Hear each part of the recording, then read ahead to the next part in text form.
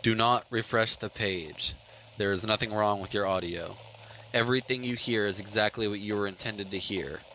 There is a world of phenomenon unknown to man, a world of science fiction and supernatural, things beyond what the mind perceives as real. For the next 30 minutes, you will be allowed to peer inside a vault of documented phenomenon that few have seen or heard of. A volume of confidential knowledge lies before you, but be warned, its contents may shock or startle you. You are about to experience the Chaney Files.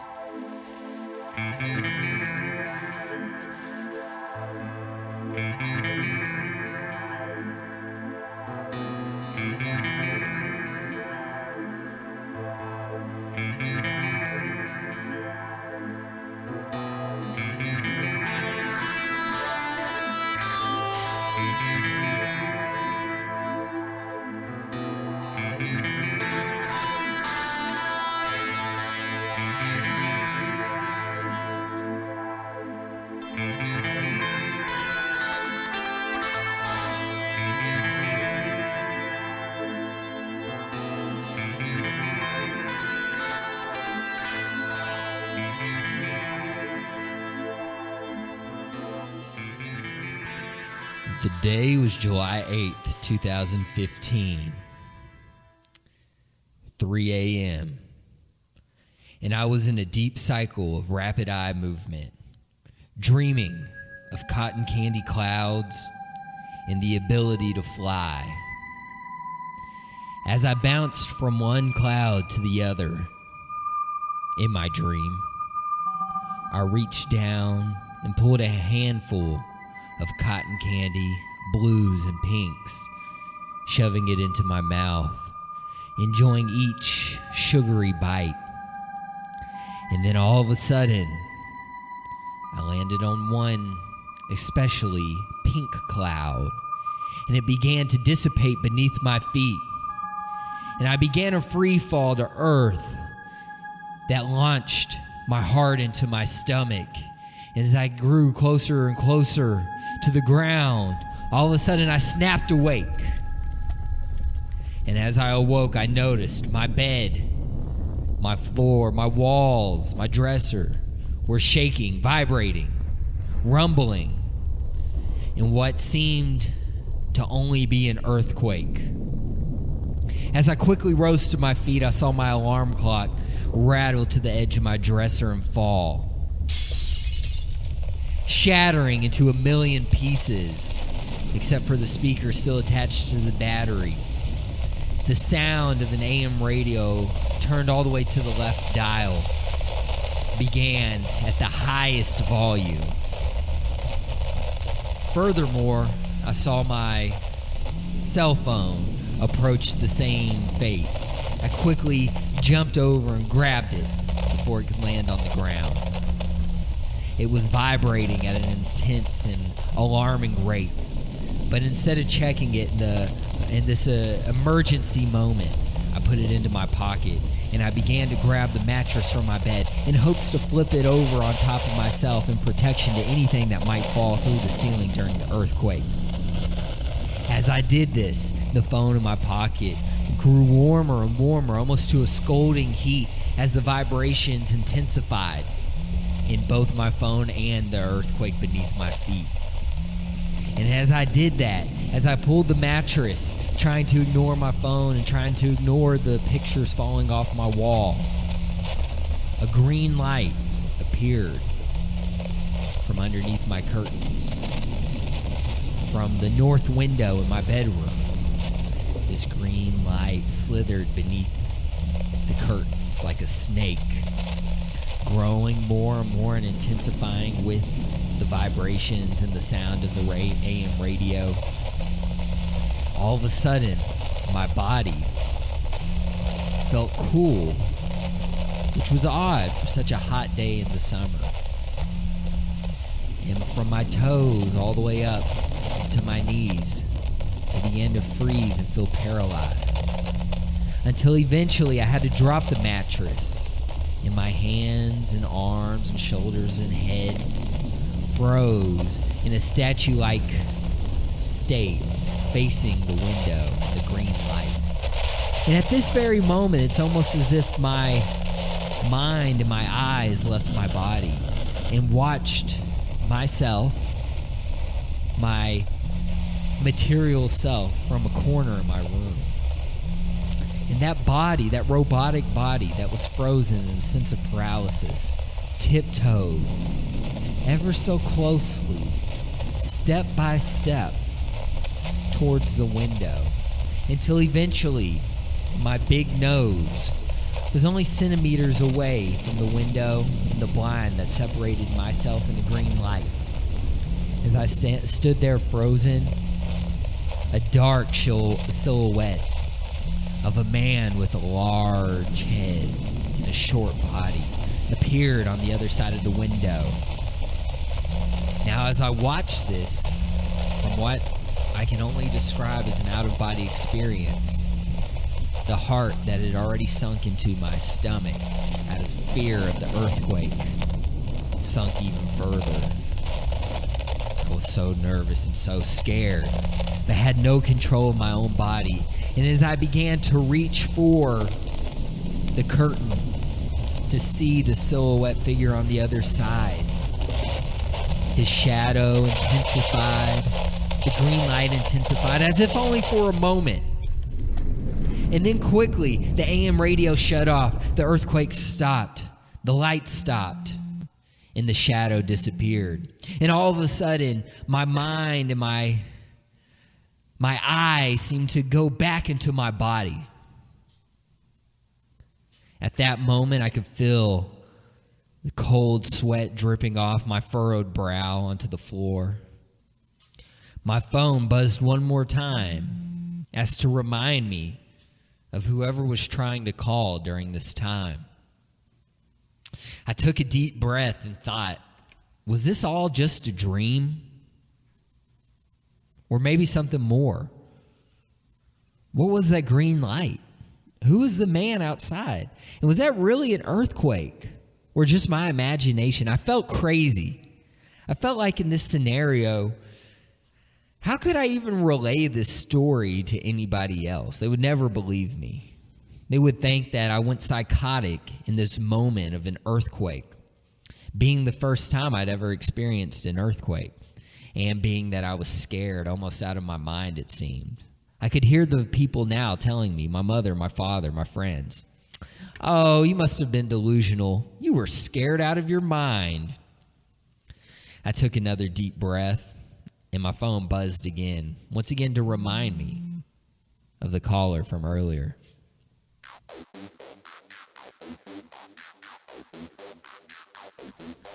I pulled the phone from my pocket and saw that there was a voicemail left from an unknown number. So odd at 3:08 in the morning.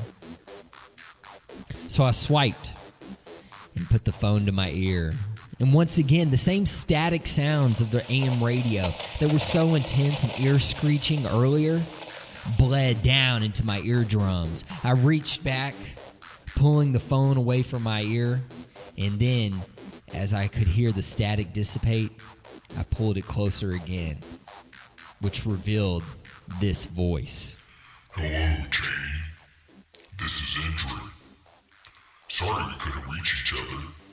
I look forward to that moment." The message he left was so terrifying that my hand released the phone and it slammed onto the floor. Luckily for me, I paid for the expensive OtterBox, so it wouldn't be damaged. And I sat there staring at the phone on the floor, gathered around tiny pieces of my broken alarm clock, and I slunk down to the edge of my bed, my mattress crooked, my bed and comforter and sheets scattered about, surrounded by picture frames with broken glass. I took a deep breath once again and tried to gather my thoughts. And I leaned back onto the bed. I pulled the covers over my face, closed my eyes, and attempted to sleep this terrifying moment away. Episode 2 after this short break. Episode 2. That morning I awoke again in a nervous shock as I heard the sounds of vibrations and rumbles. I rolled over, putting my head underneath a pillow in hopes that it would just all go away. Finding my inner bravery, I rolled back, pulled my head out from under the pillow, and saw once again the rumbling sounds to be my cell phone. Shoo, I thought, what a sense of relief. I was happy to know that it wasn't another earthquake or green light or strange intruder trying to peep into my window. But in fact, it was my cell phone. And it was a blurry of text messages from my best friend, Norm. And in his text, to paraphrase, he said something along the lines of, "Hey, man, could you help me out today, moving some furniture for my 65-year-old father. It's just some patio furniture. It won't be too hard to move, but, he's got a bad back, and after a life of farming, he's gotten too old to pick up that furniture with me. So he said if you come over and help us move the furniture, he would buy you a Domino's pizza, or we could share a couple Domino's pizzas and eat that on a paper towel. And one day, side note, kids, that you'll learn when you help a friend move, well, you'll usually get paid in Domino's or Papa John's on a paper towel. And that's a fair price for moving, okay? If there's some lemonade, maybe a Coca-Cola involved as well, that's how much it costs to help a friend move. So also, if you ever need help moving, remember, you need to buy that person a pizza, have some paper towels that they can put it on because your plates are going to be all boxed up, and get them a good cold drink. And back to episode 2. And so I thought, okay, I'll text back Norm. I'll say, yeah, man, of course I would, help you and your father move. I love Mr. McDonald. He texts back almost instantly. Says, okay, I'll pick you up right around 11:45 in the truck. I'll have the people at Lowe's load in the furniture, the patio furniture. So we'll just scoop you, and it'll be as simple as that. I was like, okay, that's a pretty good deal. It's a hot summer day. I got nothing better to do. Maybe work up a sweat with some moving some patio furniture, and then maybe I'll find a nice, cool swimming pool to jump into. So about an hour later, I'm standing outside of my house waiting for Norm. He pulls up in a red F-150, boxes of tables and chairs loaded into the back, labeled Lowe's.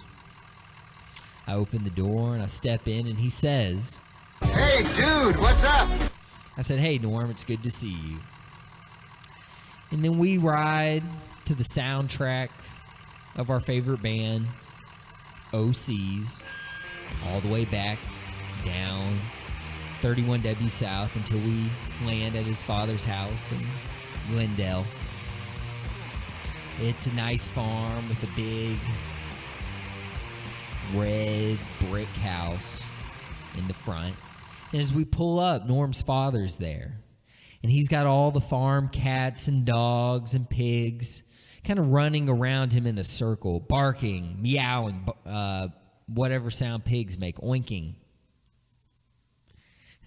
Of course they make an oinking sound. And we stand there, and he's cussing up a storm. He's saying, "Help me! Help! Help me!" And so Norm runs up to his father. He says, "We can help you." I stand back, wary of these cats, dogs, and pigs that seem to be running in a rabid circle. And he tells Norm, Mr. McDonald tells Norm, he said, "These kids, man, across the street, they're coming over. playing some kind of Halloween game where they pull out my corn into some sort of a maze, and they go run around in there and pretend like they're in The Shining. And Norm says, well, how do you know it's the Johnson kids? What, have you seen them? Have you talked to their parents? Because I talked to their parents. I've already talked to the police. There's no evidence, but I know it's got to be them. I just don't like the way those kids look at me. Norm's dad, facing a sort of paranoia that most 65-year-old men go through. So we sat there and we said, hey, man, Mr. McDonald, let's unload the patio furniture. Let's eat some pizza, and then we'll talk about it. So we unload the patio furniture on that hot, steamy day. We eat a couple slices of jalapeno pepperoni pizza from Domino's. Drink a couple cold lemonade Minute Maids. And we start to talk. And as we sit out on the back patio, which is up on a hill above Mr. McDonald's cornfields, we can see that it's not only a maze that the kids had created, but some sort of a figure, almost like a lollipop, but with hairs growing off of it, kind of in a pattern.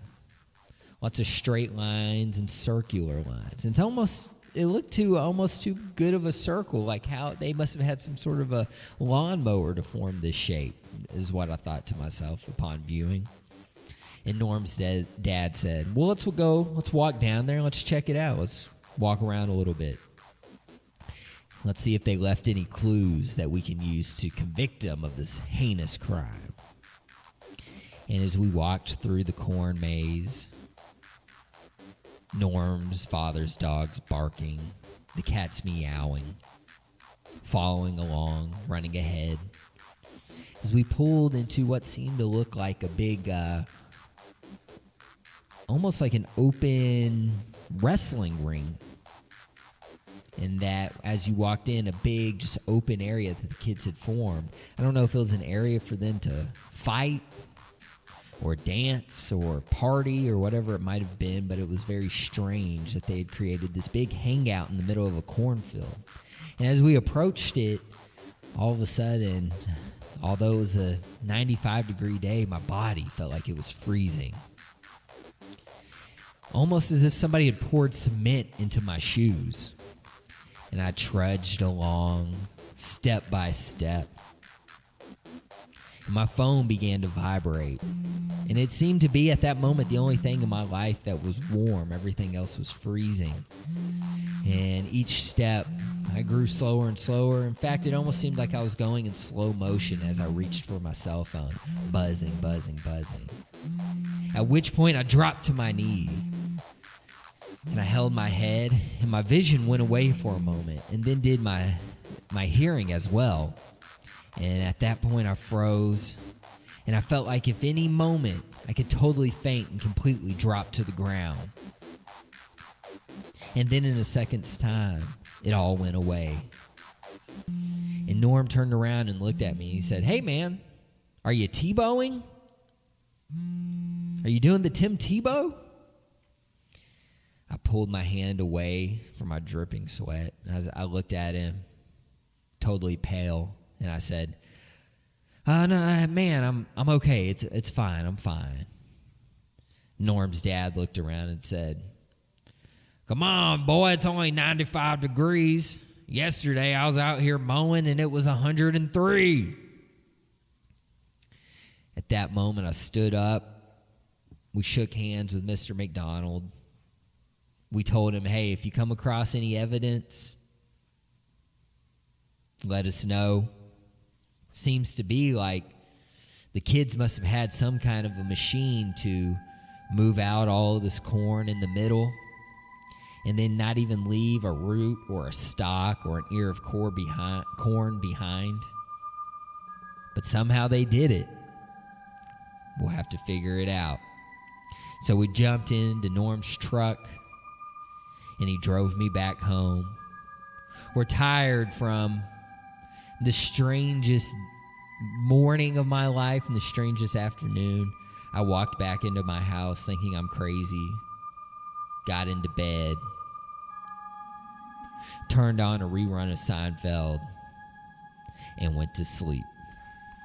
To be continued. July 9th, approximately 6 p.m. I woke up after that hot, tough day, moving furniture in 95-degree heat, not counting the heat index, dripping in sweat, waking up from a nightmare that I couldn't quite remember. The one thing that had struck me from this nightmare was that there was lots of shades of green and bright green light.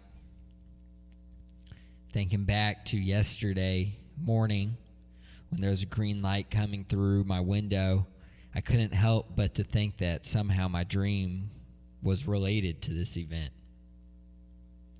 To get my mind off of the supernatural occurrences, rolled out of bed, sat on the couch, reclined my feet,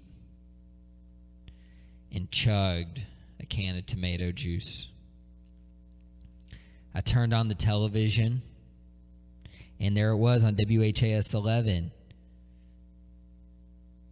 The police chief of E-Town on the news, making a special report. Blinking beneath the police chief's face were the words, "Amber Alert." The police chief said, "At this moment, we are treating this like a real Amber Alert. However, there is suspicion that some of these teenagers might be in collusion and that they might be hiding as some sort of a prank to their parents. So I just want to report again. There's 13 missing 13-year-olds. Each one is a student at various middle schools in Hardin County. We have suspicion to believe that they ran off together and might be hiding in the woods. So if you see them, alert authorities. And if you're not related, just try to keep your eye on them until the authorities arrive. So once again, we've issued an Amber Alert at this time." Shocked, I sat up in my seat, wondering if any of those 13-year-olds who were missing were one of my students. And still, with my initiative to clear my mind, I leaned back on the reclining couch, took a deep breath, and I noticed a bubbling feeling in my stomach, like a tornado of butterflies swirling, moths included, chasing after the butterflies. This was the feeling of my stomach, and I thought, oh no, here we go again. I'm going to start to freeze and have cold sweats, and another green light's going to come to my window and my phone's going to vibrate. I had my fingers crossed, hoping that this would not be the case, but my stomach continued to rumble. Until about a minute later, I realized I wasn't afraid. There wasn't anybody coming to my house. And there wasn't a sense of paralysis coming. I was just hungry. So I leapt up from my couch. I got my keys to my Toyota, Ferrari, Camry, Lamborghini, supercharged, and drove up 31W to my favorite Taco Bell. As I pulled into the drive-thru, reading over every word and number on the menu, calculating how many Crunchwrap Supremes I could buy with my $10 bill, thinking, should I get the Fiesta potatoes? Should I try the new nacho fries with buffalo chicken on top? They all looked so good, but in moments of stress I like to rely on the things I've always relied on, the tried and true. I would get my typical order of 2 cheesy bean and rice burritos, 2 spicy potato soft tacos, and 1 spicy tostada, with extra Diablo sauce and a Baja Blast to wash it down. I pulled up to the window, and the intense sound of an AM radio turned all the way to the left reminded me of these crazy events in the past 2 days. My eardrum stung. And out of fear, I began to roll up my window until all of a sudden a voice appeared. An all too familiar voice said, Hello, this is Taco Bell. Can we take your order? Shh, what a sense of relief. This time it wouldn't be injured. I was lucky. I said, yes, you can take my order. I'll have 2 cheesy bean and rice burritos, 1 spicy potato soft taco, 1 spicy tostada, and what the heck, throw on some of those buffalo chicken nacho fries, extra buffalo sauce. I'll also have extra Diablo sauce on the side and a large Mountain Dew Baja Blast. Did you know we have the new Diet Mountain Dew Baja Blast? No, I'll have the regular. I pulled my car forward to pay and to get my food, and I made sure they added extra Diablo sauce.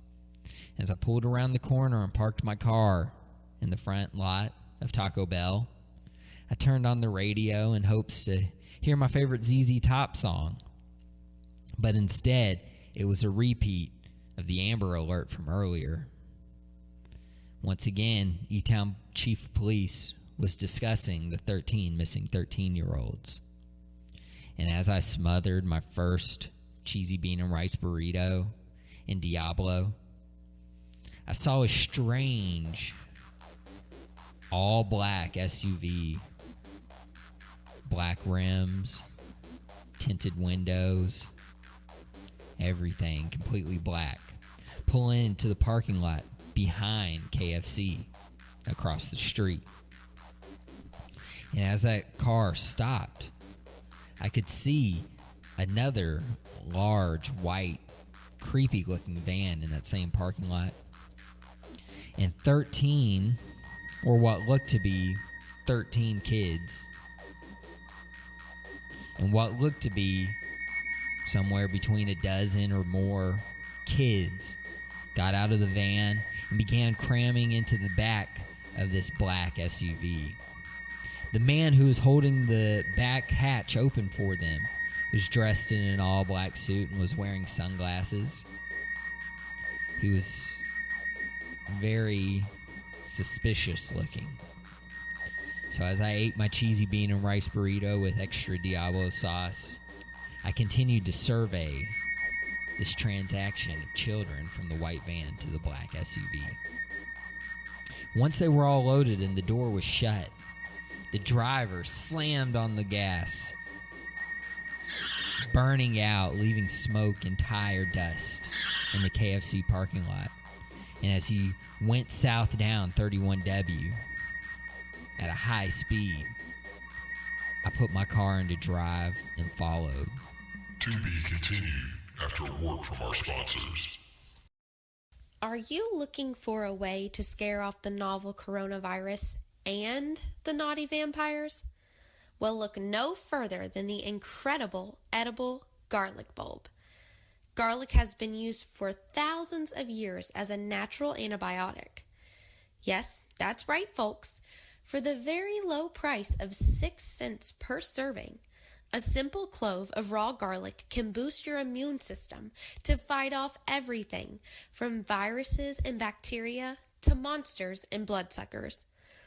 Simply take a clove of raw garlic, peel, then give it a light smash and leave alone for 10 minutes. Then, take the clove and swallow like a pill. For those who are brave at heart, enjoy eating the clove raw. Use it as a delicious topping to your meals, or steep it in hot water to make a tangy tea.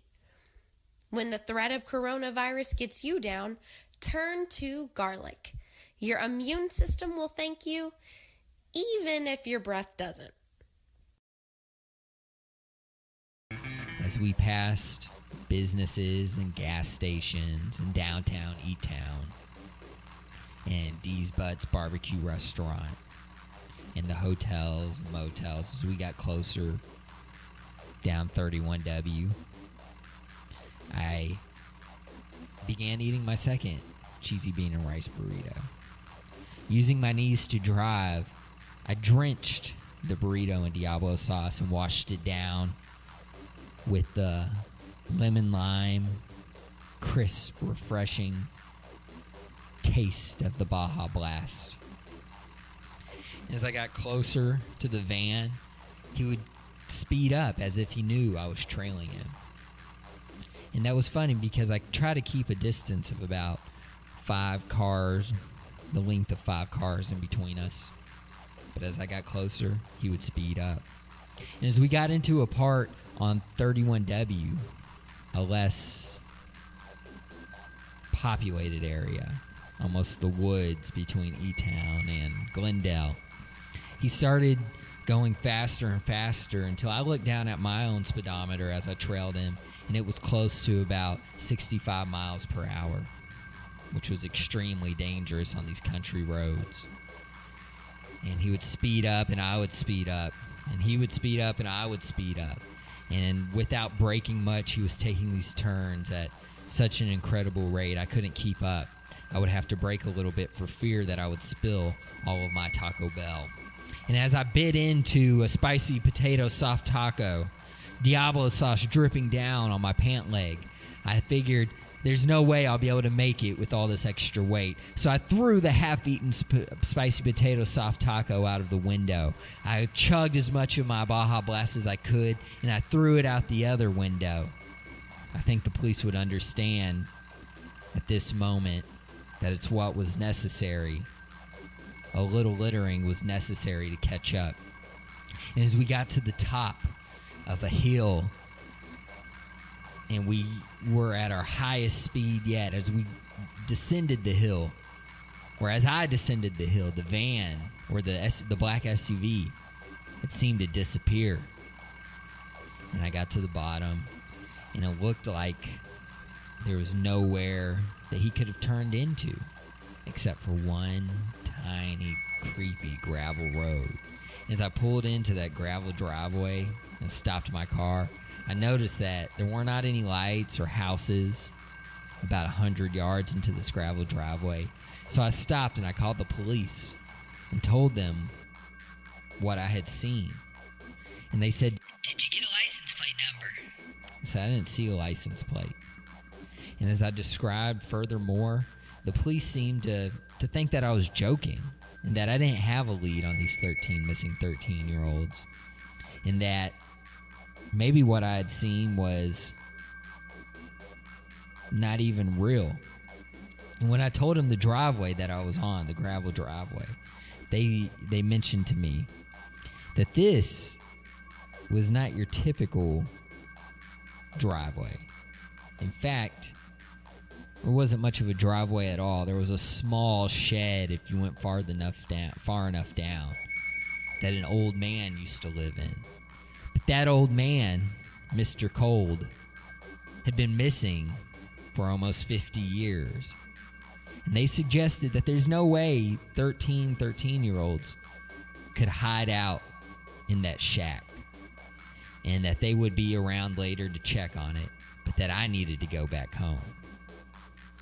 With a sense of defeat, I climbed back into my car, began pouring Diablo sauce on my next spicy potato soft taco, took a bite of the buffalo chicken nacho fries, and drove off into the sunset.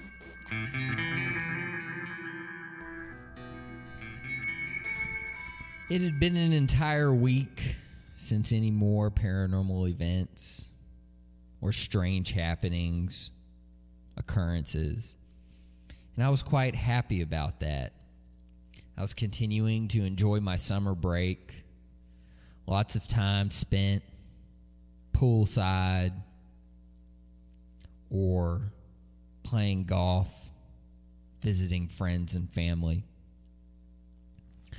Until one day, I heard a sudden knock at my door.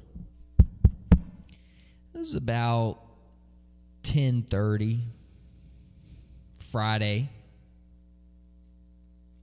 And as I went to the door and I opened it up, it was my neighbor, Andy. In some ways, he reminded me of Gandalf, the wizard. And he said, "Hey, Chaney, can you help me out? My car's not really working too good, and you know me, I don't really get out much anyways. But I was wondering if you could go to the pet store for me and get some food for my crow." Andy had a pet crow named Carol, and it was his prized possession. He walked around his yard most of the day with this crow sitting on his shoulder, feeding it worms and peanuts and other kinds of seed from Feeder's Supply. And the crow would never leave his shoulder. It would never fly away. It was always there, almost as a protector. If you got too close while he had Carol, the crow would spread out its wings, gawk at you until you took a few steps back. So I replied to Andy. I told him, no problem. I can help you out. I can go down to the pet store and get some of that artisanal bird feed that you feed your pet crow. And he said, "Thank you, Chaney. That'll be a big help." So I hopped into my car. I drove down to Feeder's Supply.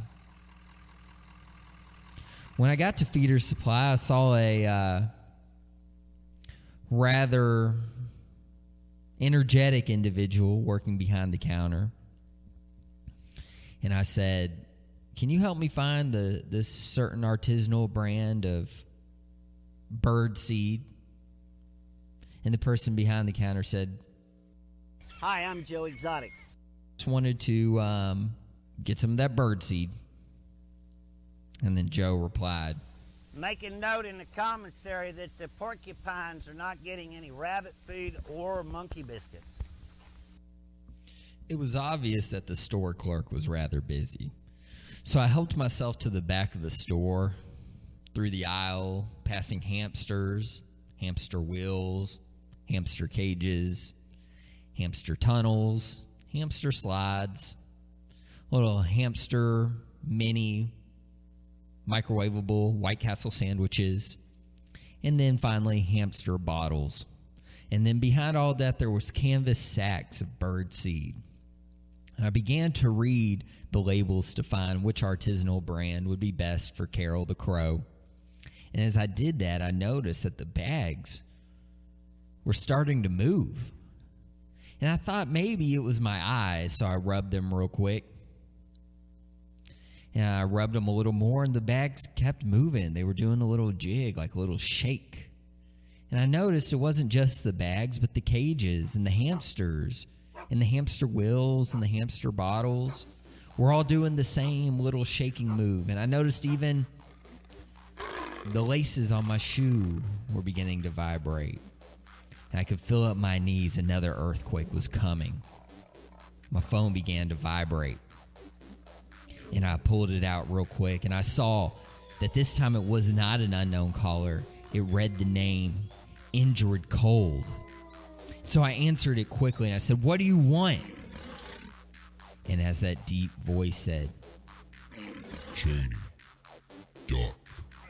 and I looked up, and a duck came flying from the other end of the store. And I ducked real quick before it ran into my face. And all of a sudden, it was mayhem. Every animal was jumping, trying to get out of their cage, hollering, hooting, growling, barking, quacking. And Joe looked a little bit freaked out and a little bit stressed. And he ran to each cage, and the earthquake began, and he began to try to hold the cages up from falling off of the shelves, and I stood there just frozen once again. And from the light outside of the windows, it seemed as though we were surrounded by a green orb, as it had encompassed the entire store for what might have been an eternity. But within 10 seconds, the green light was gone, the earthquake had stopped, and there were a few birds swirling around the store. I pulled the phone back up to my ear, and all I got was the sound of an empty telephone receiver. And I walked up and I purchased the bird seed, once again, shocked by what had just occurred. More Chaney Files after this message. Hey champs, it's Mr. Cup here with a brief public service announcement. Your phone is considered a high-touch surface, which means, obviously, that it can carry patent-pending Illuminati mind control bacteria. Now, this is not good, so what you want to do is you want to take a gentle cleaning wipe like a Lysol or Clorox wipe. Make sure you squeeze it out so it's only damp. And gently use it to gently wash the lizard people off of your phone. It is ever important during this time of crisis that we do everything in our power to keep evil Illuminati psychotronic mind control warfare out of our heads and out of our homes. Oh yeah, and it's also important to clean potential coronavirus particles off of your phone too. Thank you. Make sure you wash those phones, and now back to your regularly scheduled programming.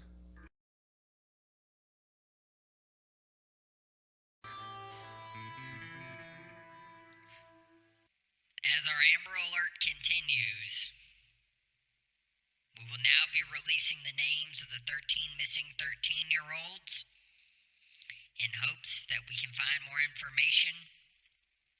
So as a reminder, we're missing 13 13-year-olds from various middle schools in the county. They have been missing now for almost a week. We need your help to find them. The missing 13-year-olds are Kirk Vaughn, Steve Atwater, Ricky Gervais, Christina Smith, Rachel Johnson, Devin Johnson, Claude Monnet, Ralph Banshee, Stephen Tylers, Joe Bonamassa, Enrique Martin, and Eddie Harris. Please, if you have any information of their whereabouts, contact Elizabethtown Police Department. I heard the Amber Alert as I drove back from the pet store and dropped the artisanal seed at Andy's house. Andy's crow, Carol, had a joyous time eating that seed, and as I watched, I decided to get back into my car and head to my favorite artisanal restaurant, Taco Bell, with another order of 2 cheesy bean and rice burritos, 2 spicy potato soft tacos, 1 spicy tostada, and a fiesta potato on the side with a large Baja Blast. All of that in hand, I continued to drive, and out of the corner of my eye, I saw the white van again. And as I looked over quickly, I noticed that, no, it was just an ice cream truck. I was growing paranoid. And as normal, I was eating my burrito as I drove through town, listening to the sweet, melodic jazz of John Coltrane. And as I enjoyed each bite of the cheesy bean and rice burrito, I got a text from my friend Norm. So I pulled into my driveway, put the car in park, continued to eat the Taco Bell, and I read my text. And there was a message from Norm, and he said in the text that his dad thought the Johnson kids across the street, a brother and sister named Rachel and Devin, that his dad thought they were the ones who must have been making the crop circles or the corn maze, because he had found a house key with a keychain on it that said Devin Johnson. And this was a big shock to me, to Norm, and to his father. And Norm said, hey, come out here. We're going to be searching for some more clues. You could help us out. So later that day, after I had eaten lunch, I got back in my car and started to drive out to the country where Norm McDonald and his old father lived on a farm. And as I began getting nearer, I saw dark storm clouds forming in the distance. And they came in such a hurry, it was almost like the summer day, had turned into night. And as I was driving on these country roads, I could hear the sound of thunder in the distance. And then all of a sudden, a large bird flew over top of my car, casting one of the darkest shadows I had ever seen. As I turned my head trying to look for this bird, it was nowhere in sight. I went about a mile further, and then the shadow came over my car again.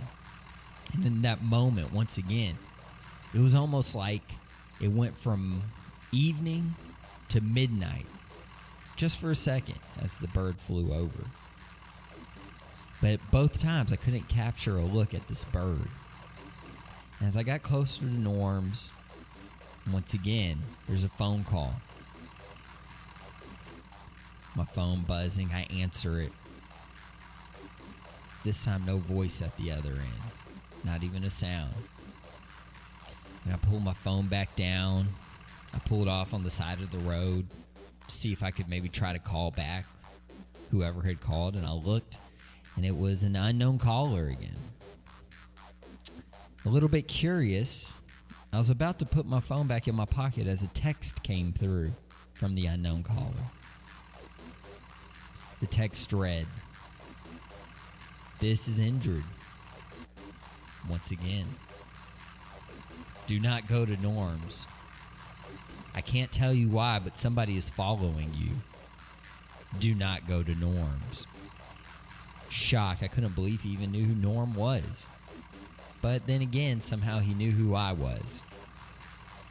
But who am I to listen to the advice of some crazy man who randomly texts or calls me during earthquakes? So I started to drive back towards Norm's, and then swoosh, the dark shadow covered me again, but this time prolonged. And it sounded as though there was some tapping on top of my car as I drove. So I slammed my brakes, and then the shadow disappeared.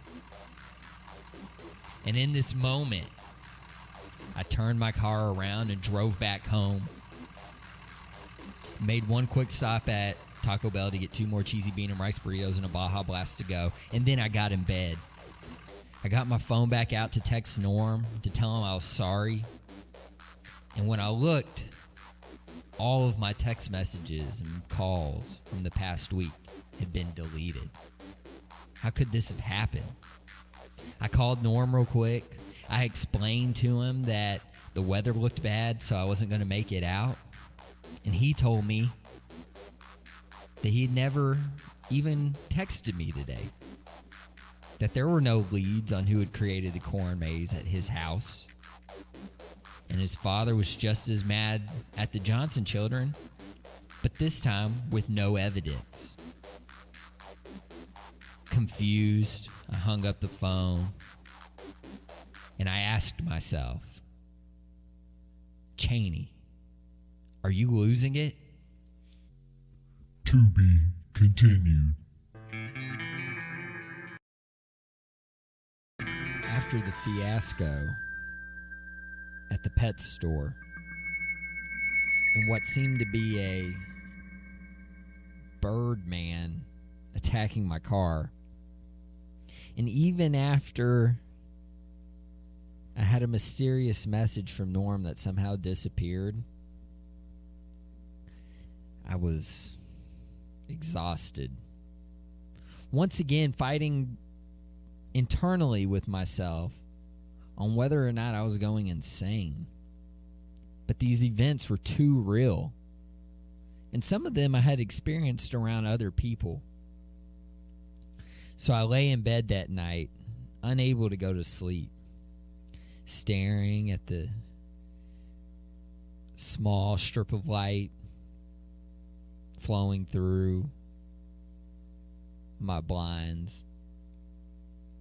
And as it stood there on the ceiling, I imagined sheep jumping over that little sliver from the moon. And eventually I did fall to sleep. And the next thing I remember is returning back to my dream where I jumped between cotton candy clouds, pushing up from each one, flying through the sky hundreds of yards before I landed on the other, grabbing handfuls of the soft treat, filling my mouth with sugar. And then finally, once again, like before, I landed on a cloud, and I could feel that cloud vibrating beneath my feet and disappearing as I began to free fall for what felt like eternity. And eventually, as I was falling, a huge moth-shaped figure came swooping in, and in its talons, it grabbed me by the shirt. And as I was trying to turn my head to see this figure, the way I was dangling, I couldn't turn around to completely get a good look at it. But it just seemed to be some dark, flying, mysterious shape holding me. And although I was dangling above what seemed to be a millions of feet until the ground, thousands of feet from above, and me being somebody who's afraid of heights, it was very strange and ironic because I felt totally comfortable in this moment and felt at ease and I felt nourished. And finally, ever so gently, this figure lays me down on a mountaintop that looked over this kingdom of cotton candy clouds, just looking out into this vast open sky filled with pink and blue clouds for what seemed like eternity. And I look up around the mountaintop, and the only thing there is a dilapidated cabin. And I recognized that cabin. It was the one at the end of the gravel driveway going down 31W into Glendale.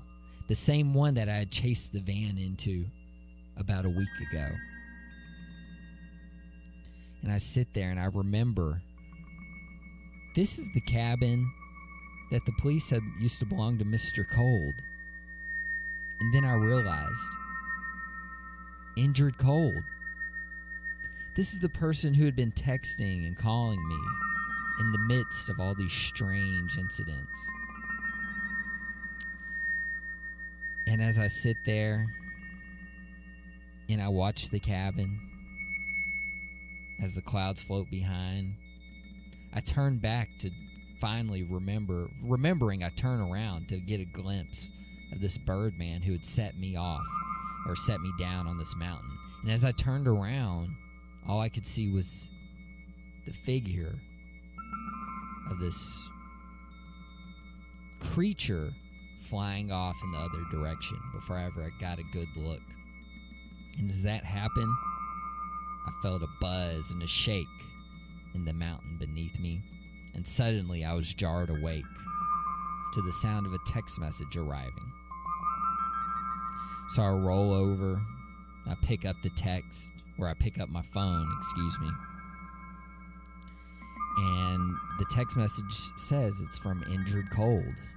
And I answer it, or I open it up and I look at the text and it says, "You'll find your answers when you go to the cabin." Such an ominous and mysterious text once again sent chills down my spine. And all of a sudden it felt like that moth being, that butterfly of a man that dropped me off of the mountain, was swirling around in my stomach. I had that feeling again, the nervous feeling of knowing that somebody, some mysterious being, is connecting with me telepathically, electronically, and mentally, and even in my dreams. And I was scared, so scared. And at that moment, I decided to do all I could. I typed the words "Indrid Cold" into my Google browser. To be continued after these messages. Calling all North Middle students. This is the food police speaking, and you are under arrest for failure to eat your fruits and vegetables. Don't be a criminal to your body. Did you know that your immune system is one of your body's greatest lines of defense against dangers like COVID-19? And did you know that a lack of certain nutrients can actually break down your immune system, making it even harder to fight off sickness? We want you to stay healthy and strong while you're at home. So, next time your parent or guardian heads out to the grocery, encourage them to pick up as many fruits and vegetables as possible. A few of the best of these foods for your immune system are broccoli, oranges, tomatoes, mushrooms, garlic, lemons, strawberries, and leafy greens like kale. So challenge yourself to eat 3 to 5 servings of fruits and vegetables every day if you have access to them. Don't be a criminal to your body. Eat your fruits and vegetables today.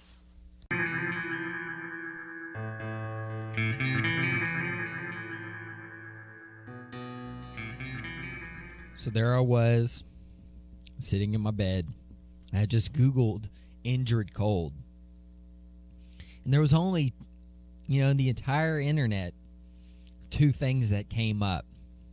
One, a newspaper article from a little town called Pleasant Point in West Virginia, where a man had discussed being abducted by an alien, being led from an alien being into a UFO.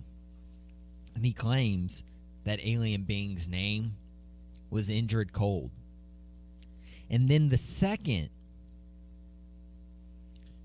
file that came up when I searched Indrid Cold related back to the cabin that I saw in my dream that I'd visited not too long ago.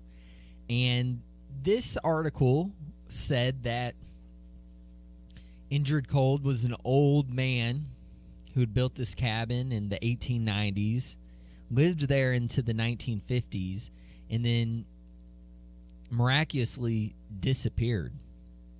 And his cabin was just left there to rot because he had no family members that he would have left it to, and it was out in such a secluded part of town that nobody ever got around to it. And so as I scanned over these 2 articles and tried to learn as much as I could, I wondered, were they connected in any way? I mean, it seems as though for sure, if Indrid was communicating with me, showing me that cabin, and then he texted me and said that's where. Is this man Indrid still alive? Is it somebody impersonating him? Is this some kind of prank that's being pulled on me? All those ideas come to mind first before actually believing that something like this could be happening. And so just as I was about to hop out of bed, I turn on the TV to the news. And then once again, the E-Town Chief of Police appears with the Amber Alert. As our Amber Alert continues, we will now be releasing the names of the 13 missing 13-year-olds in hopes that we can find more information. So as a reminder, We're missing 13 13-year-olds from various middle schools in the county. They have been missing now for almost a week. We need your help to find them. The missing 13-year-olds are Kirk Vaughn, Steve Atwater, Ricky Gervais, Christina Smith, Rachel Johnson, Devin Johnson, Claude Monnet, Ralph Banshee, Stephen Tylers, Joe Bonamassa, Enrique Martin, and Eddie Harris. Please, if you have any information of their whereabouts, contact Elizabethtown Police Department. Once again, being reminded of this travesty of the 13 missing 13-year-olds who at this point had been almost 2 weeks. And my creepy dream, and the creepy text from Indrid, and the creepy research I had just done, my stomach was killing me. The swirling of many moths and butterflies fighting a war in my lower intestine, it seemed. Or maybe I was just hungry. So I get back in my Toyota, Ferrari, Lamborghini, Camry. I scoot on down to the local Taco Bell. And as I'm about to put in my order, a voice comes out. And it wasn't the typical welcome to Taco Bell voice. This time it was a deep voice that I recognized. It was Indrid. He said, Chaney, there's no time for the tacos. Look up. And as I looked up, I saw the white van. So before even ordering, I drove through the drive-thru, sped out onto 31W, and continued following the white van southbound, just like the last time we had a car chase. And as I did, I could feel my phone vibrating in my pocket, and I reached for it, and as I reached and pulled it out, it dropped down in between my two car seats into a spot that I could only reach if I stopped the car and moved my seat. So I continued, and as I did, through my speakers, through my radio speaker, all of a sudden I heard the AM static, and then a voice appeared, that all too familiar deep voice, and Indrid said, Continue following the white van. You'll find your answers. When you get to the cabin, do not be afraid. and then more static, and then the radio shut off, and I could hear my phone stop vibrating. I continued following the van, and we built and built and built our speed faster and faster. And we got up to about 70 miles per hour, flying down these country roads, twisting, turning. I slam on my brakes, screeching, the van screeching, tires burning. And I followed the van to the top of this hill, the same hill that comes right before the entry into the cabin. And I slammed my gas to get to the top of the hill and not lose the van. But as I descended the hill, the van was nowhere in sight. All I could see was a small layer of smoke and dust coming up from that gravel driveway. I put my car into neutral, cut the lights, and coasted into the driveway as to not be detected. Until my car lost momentum and I put it in park, I scanned constantly to see if the van had turned off on any side roads or pulled off into the woods. I stepped out of my car. The crunching sound of gravel and dead leaves beneath my feet was loud enough that it could have alerted anybody of my presence. However, it seemed like there was nobody at the cabin, nobody on the driveway, or any evidence of life. So with the crunching sound of each step, I approached the cabin. Only 2 episodes left. You can hear them next Friday on non-traditional radio. Hi, kids. This is Kwee. That's right, the class mascot. And I'm here today to sing a very special song for you. This is how it goes. Wash your hands and your phones. Wash your hands and your phone.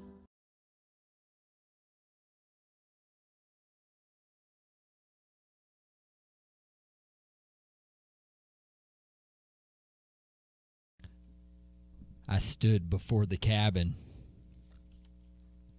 about 50 yards back, next to my car, creeping, tiptoeing along, making sure that each pebble or stone that I would land on top of made as little noise as possible. I was worried that at any moment somebody could jump out of the house or pull around or come from running out of the trees and tackle me and then kidnap me. And then I would be in the van with the 13-year-olds going nowhere or who knows where. You know, and in these few steps, when I'm saying these 50 yards from my car to the cabin, as I crouched and walked from tree to tree to hide myself the best I could, in that time, I thought of every single scenario possible. And I began to really think about these missing kids and who was missing the missing kids. My heart ached for their mothers and fathers and sisters and brothers and grandparents and guardians and aunts and uncles. And I thought, what could somebody want with 13 teenagers? I mean, to be honest, if I had a van full of 13-year-olds, I wouldn't have made it all the way down 31 to the cabin. I would have had to stop and drop them off first because of their constant giggling and tick-tocking. However, I had to find them, and if that meant I would load 13 of them in my Toyota Camry Lamborghini Ferrari Special Edition, and we'd be cramped in there, and they would be tick-tocking and laughing and giggling in the back, I could handle it this time. If that's what would get them back home safe and sound. And at this point, I'm about 10 yards from the cabin, and I have nowhere else to duck beneath or to cover behind. So I'm out in the open, and I just keep thinking that all of a sudden I'm going to hear the van, and it's not going to have their lights on, and it's going to speed off in other distance or at me and try to run me over. And my heart was beating against my chest at a pace that some might say resembles heavy metal music. Dub dub dub dub dub dub dub dub dub dub dub dub dub dub dub dub. Fast, that is. And finally, once I made it all the way to the cabin, there was about 3 steps in this tiny cabin that led up to a door covered in dust and debris and cobwebs. And I put my first toe on that cabin step, and there was a loud creaking sound. And I instantly pulled my toe off. Well, if there's anybody in this house, they know I'm here now. So I waited about a minute longer. And all of a sudden I saw a flicker in the distance, a flicker of blue light. So I whipped my head over to see if possibly it was the van headed at me, which would be my worst fear coming to life right now. But there was no van, and I didn't see any light anymore. So I turned my head back, but then I heard a sound, a rustling of leaves. And out of the corner of my eye, once again, I saw that blue light, and I'll look over.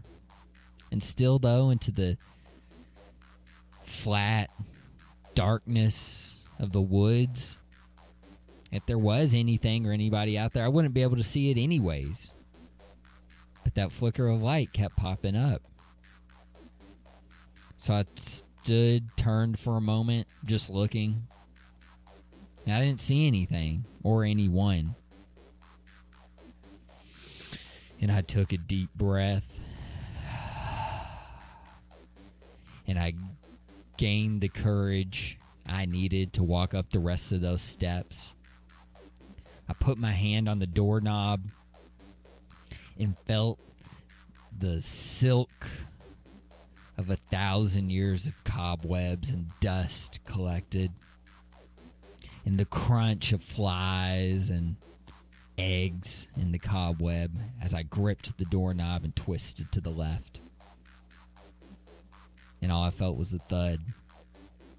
The door was locked. Not wanting to alarm anybody who may not know that I'm here at the cabin, I took a step back. Another creaking sound. I stared at the doorknob for a moment, contemplating whether or not I would kick it in. And as I stood there, I thought, well, maybe I could go back to my car and get a multi-tool so I could take the doorknob off. I wouldn't have to break anything. And I took a step back, and I turned around. I yelled as there was a person behind me that I bumped into, and I was practically face to face. I fell back onto my bottom, and I looked up, and it was a tall, slender man with glasses and the hair of a wizard looking down back on me, his face lighted by the blue glow of his iPhone. And he said, Mr. Chaney?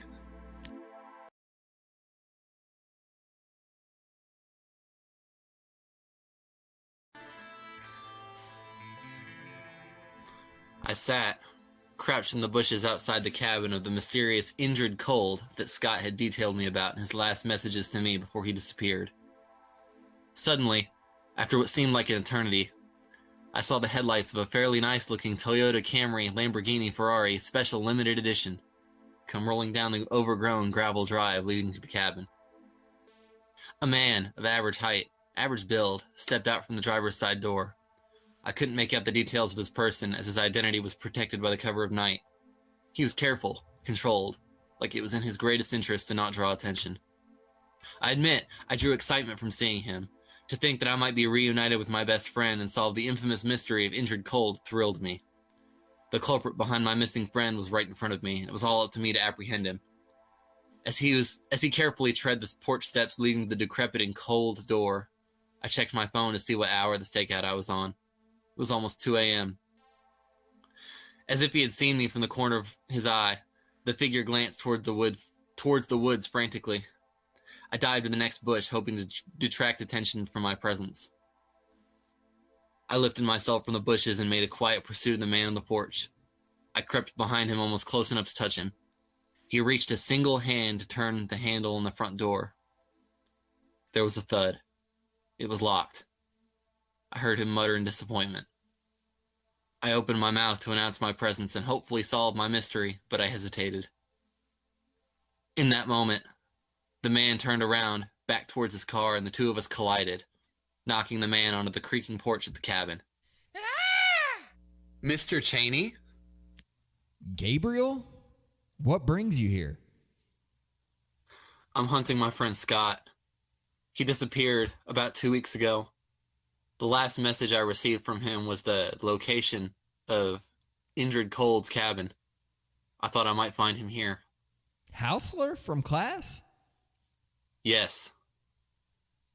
Well, how did you know to come here? I said that already. Oh, sorry, I was distracted by this creepy cabin. Who do you think this Indrid Cold guy really is? I don't know. I know Scott spoke a lot about him before he disappeared.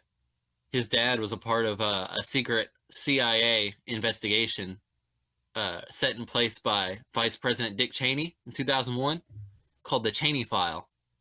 And the Chaney File spoke intensively of Ingrid Cold. I don't know who he really is, but he might not even really be a person. Wow, that's crazy. Well, I guess we're going to have to figure it out by going into this creepy, cold cabin. How do you think we should get into this cabin then? Is there a switch somewhere? Maybe there's a secret entrance.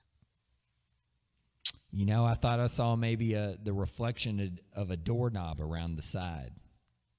Let's try that. Maybe there's like a secret, like one of those garage door type pull from the bottom and lift doors, and it's like hidden. Gabriel was correct.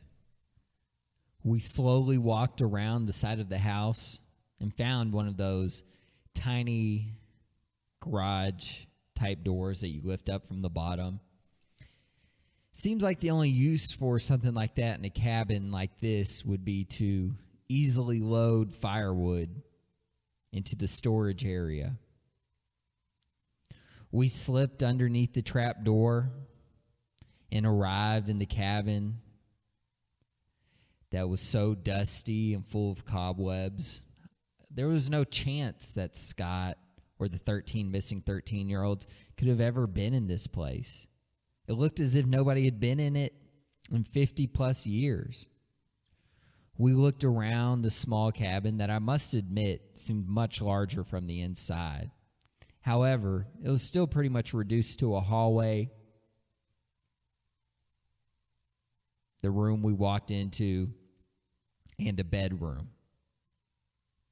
As we went into the bedroom and searched around, just kind of looking, twiddling our thumbs because we thought we were so close to finding these lost people, and we felt disappointed. But then Gabriel noticed that there was a thin amount of smoke coming from underneath the closet doors in the bedroom. And as we opened the closet, we saw that it led into what looked to be like another room. And in this room, on one side, there was a door with a green light coming from underneath it. And on the other side of the room, there was a door that had a purple light coming from underneath it. What should we do, Gabriel? There's no guarantee we'll find either your kids or my friend in either of these hallways. I think we should split up. I'll take the purple one, you take the green one. All right. After we have our findings, we'll meet back up. Sound good? I think so. Gabriel and I shook hands, and we headed towards the door that we had chosen, when all of a sudden I had a buzz from my phone. I looked down. It was a text from an unknown number, and it said, "Keep on." And I also noticed that the time said 9:30 p.m.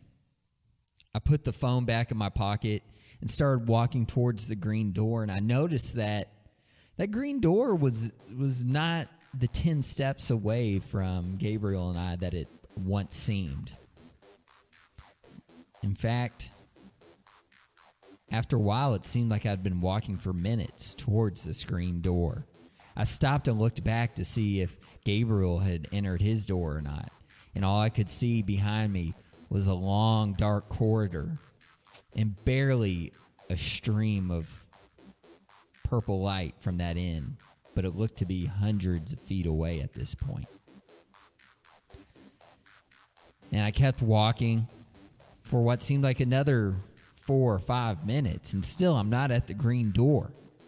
And my phone buzzed, and I pulled it out, and from the unknown number it said, "Continue, continue, continue. This is Indrid." And so I had this notion that all of a sudden I was in some sort of infinite, paranormal, parallel universe hallway. But if I turned around, would I be trapped? Would it take me 10 minutes to get out of the hallway? And then what could have happened to Gabe? And so once again, I thought this might have been a trick being played on me through the mind games of Indrid Cold, or maybe even my own mind. So I continued to walk down the hallway. And then finally, as I got closer to it, this cold, eerie cabin felt warmer and warmer. And I got all the way up to the door. And I put my hand on the doorknob, but I instantly pulled it back. It felt like it was about 120 degrees. I put my hand into my shirt, the bottom of my t-shirt, so that I could grip the doorknob without it burning me, and twist it open. And as I did that, it felt like it was being pushed from the other side. I couldn't open it. I could twist the handle, but I couldn't push into it. It felt like a whole body. Not a lock, but like several people were pushing it from the other end. And I pushed a little harder, and it gave a little nudge. So then I took a step back, and I put my shoulder into it. And as I did, the brightest and strongest green light shone out from the middle of the room. It was blinding. I turned my head away. It hurt my eyes. And at the same time, there was a sound of the AM radio that I'd been hearing on so many strange occasions, coming from my phone or from the radio or from my car stereo, and this time from this green light, it seemed like. And it was louder than ever, and I was completely disoriented. I had to close my eyes and cover my ears for a moment, and as I did that, I stumbled and fell onto the hard wood floor. And I got up, and then there was another piece of furniture that I stumbled over top of. And as I turned my head and tried to open my eyes to see this furniture, I could tell that it wasn't necessarily furniture, but it was a person sitting in a chair. And I tried to block off the light and turn away from it so I could make out what was going on in this room. And what I saw facing this green light were what seemed to be anywhere between 10 and 14 bodies sitting in chairs with tubes attached to the top of their head and leading into this green light. And each of those people that were sitting in the chair seemed like they could have been middle schoolers, somewhere between the ages of 12 and 14, possibly. And they sat there unconscious as this tube connected to the green light grew brighter and brighter. And I took a step back, turning my head away from the light. And I found the doorknob once again, and this time the doorknob from this end felt cool. And to be honest with you, I couldn't be sure that it was the same door. Could have been a different door in this room. I was so disoriented. And the noise kept getting louder, and the lights were growing brighter. And as I turned my head to face the light one more time, I was hypnotized. I grew frozen, staring straight into the green light that was so bright, I might as well have had my eyes shut. And in this moment, I began seeing images from my childhood. Me playing in a creek with my siblings. On Christmas Day, opening presents with my parents. Me sitting in class taking a test. All these moments from my childhood, from around the time that I was a young teenager, flashed through my mind as I was frozen. And then all of a sudden, I was jolted back to reality, and I fell into the door that I had twisted the doorknob on, and it fell open, and it seemed like I fell for about a 2 feet drop out of the cabin onto the cold grass outside. And as I laid amongst the broken leaves and grass, I could feel a pain in the back of my head. When I fell out of the cabin, I'd hit a rock, and I could feel a tiny bit of blood running out, and my head spun even more so than when I was looking at the green light. And as I lay there, not knowing if this would be my demise, I saw the green light begin floating out from the door in which I fell out of. And then it started to ascend up towards the sky. And as I rolled my eyes to follow the green light, there was some sort of a saucer aircraft floating in the sky. And the green light left a trail going back to the room, but it took an orb form and went into the saucer.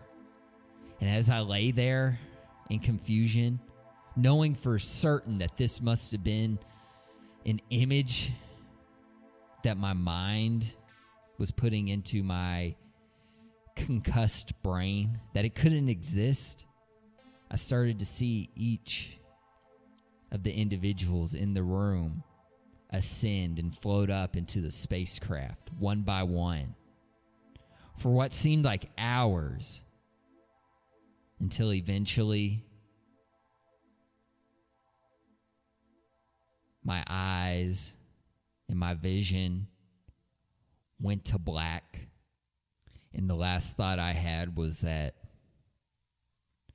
these 13 missing 13-year-olds would never make it back to their family. And then I fainted.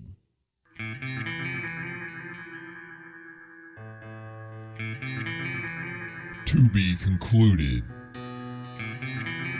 on the Epilogue episode next Friday.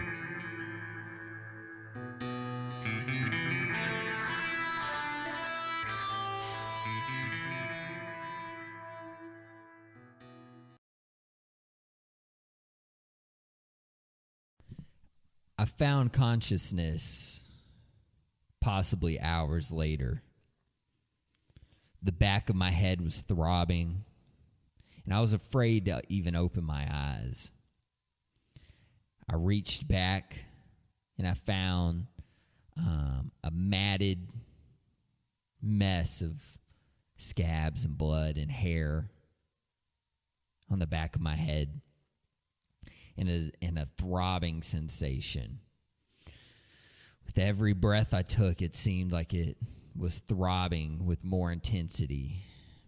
I squinted and held my eyes closed as the painful gash took over all of my senses. And I rolled, trying to find the bravery to open my eyes. And as I did so, I noticed that I didn't roll over into any cool grass, but a mound of pillows and a blanket. And so I slowly and surely cracked an eyelid, and I noticed I was in a familiar place. I was back in my bedroom where this whole story began. And as I slowly sat up with just one eyelid cracked open, I could see blood-stained little droplets across my pillows. I was wearing the same clothes from the night before. I looked over to my nightstand, and there was a shredded bag of Taco Bell with cheesy rice and bean burrito wrappers littering the floor. I was so confused as to what was going on. You know, the last thing I remember, I had passed out seeing a green orb and 13-year-olds being abducted or ascending into some sort of flying saucer. And I took a deep sigh, and just laid back on the pillows, closing my eyes again, trying not to think about it too much, for it was really hurting my head. And then the next thing you know,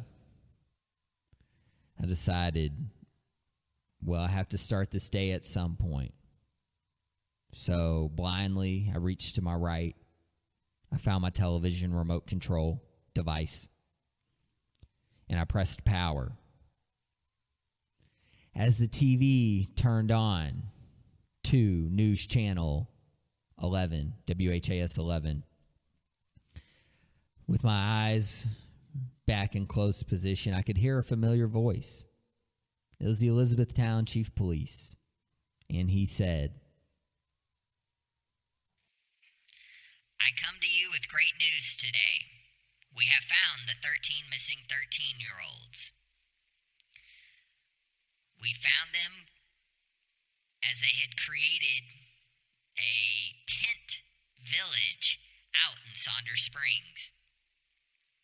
After talking to the students, we had found that they had also stolen over 100 cans of beans. They even had built their own campfire.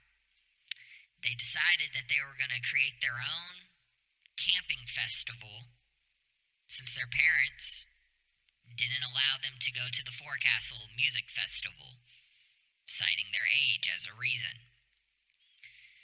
So they took matters into their own hands.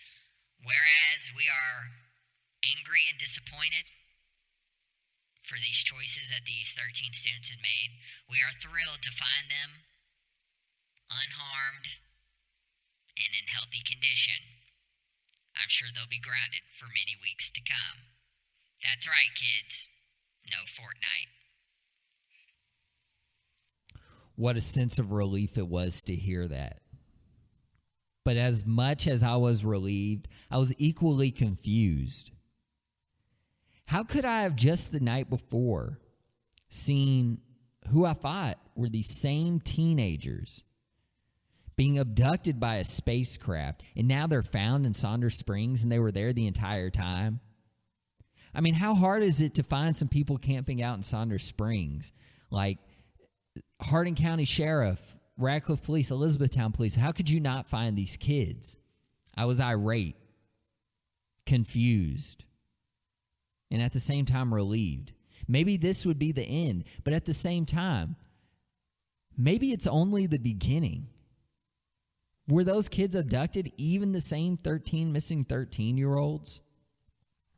I was so confused, I turned over to my phone and I pulled up my email account.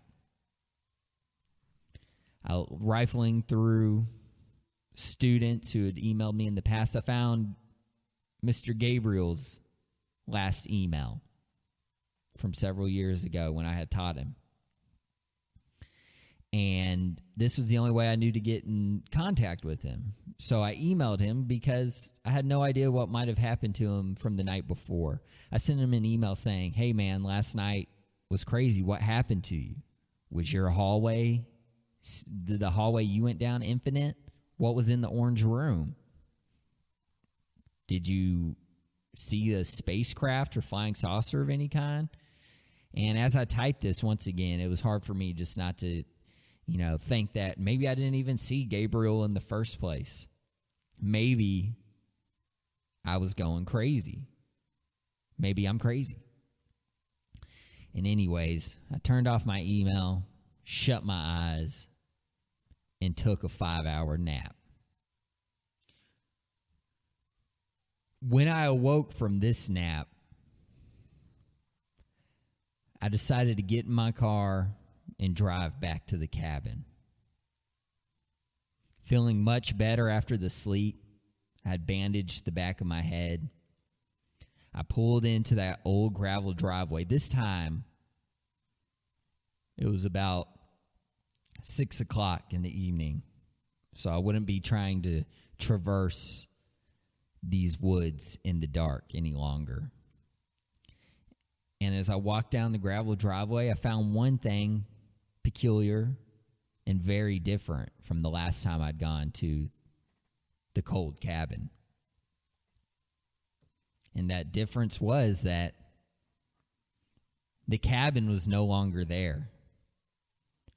All that stood in its place were a couple of pieces of wood, 2x4s.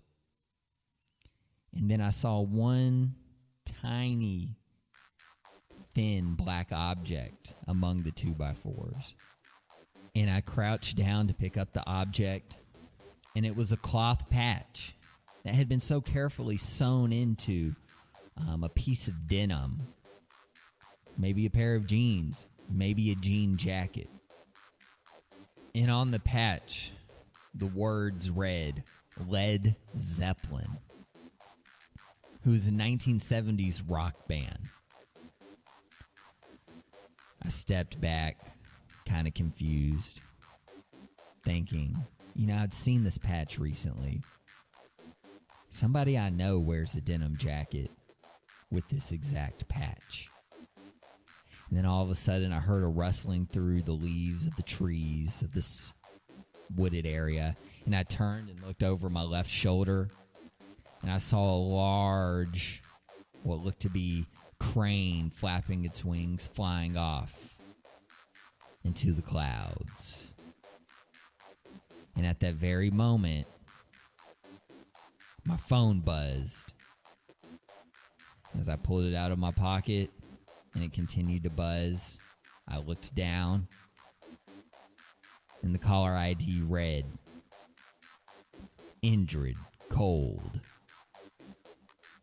And then I answered the phone, my heart racing, and Injured's deep voice said,